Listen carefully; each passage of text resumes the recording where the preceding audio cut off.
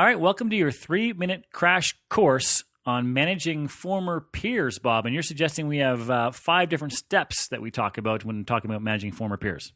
Yeah, you bet. 5 things you got to do if you are lucky enough to get promoted into that new role. And the first one is actually deciding if you want to be promoted into that new role, right? Yes. Because the big old joke is, great, you got that new job, now go fire your best friend. Yes. Okay, so you need to think very carefully about that. If you've got personal relationships that are very important to you at work, you need to think very hard about whether or not you want to change the nature of that role, because your relationships will change no matter how much you don't want them to.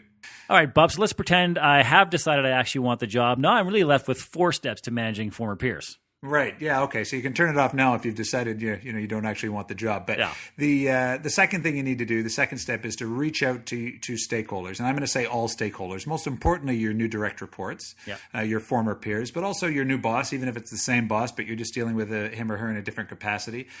New peer managers, whatever the case may be, you need to reach out to these people, and you need to reach out to them in a structured way. Okay. So you need to go to them and ask them certain questions. You need to do a lot of listening.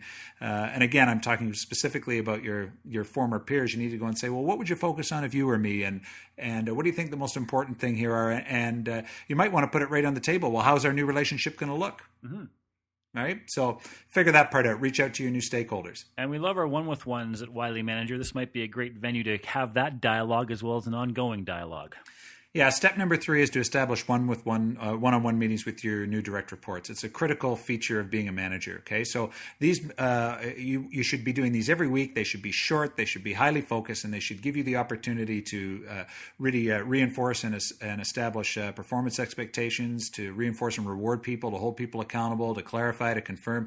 These are important meetings, and if you do them, they'll actually save you time in the long run, because it means that you're not having as many drive-bys as a manager. People can come in and talk to you. So get those one-on-one meetings established. And they'll help you reinforce the boss direct report relationship as well. Right. Striking the balance is also important. Yeah, okay. So on one extreme, what you've got is you're in this new role and you become little Hitler, okay? So you come in and try to micromanage every aspect of everybody's life. On the other extreme, what you've got is you've got a free-for-all where nothing really changes with you in this new role. So both those things are disasters. You need to arrive somewhere in the middle where you're actually not doing either of those things.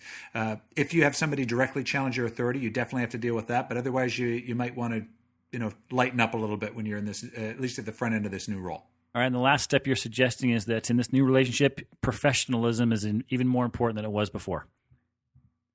Yeah, you need to be professional. And the way you do that is again, you need to depersonalize a lot of things. You need to stay focused on the facts. You need to maintain confidences. You definitely need to toe the company line. Your days of gossip and cocktails every Friday after work where you go butcher all those management bozos, that's out, because you are one of those management bozos now. Yeah. And you have to be very careful about not playing favorites. People are going to be watching for you to play favorites with the people you got on with particularly well when you were one of the guys. So you need to make sure that you don't do that. So be professional. All right, there you have it, the 5 steps to managing former peers. And Bob and I talk at greater length on these 5 steps in the full version of this podcast, which you can find on iTunes or at the Wiley Manager website. All right, we'll see you again, Jed. Bye for now.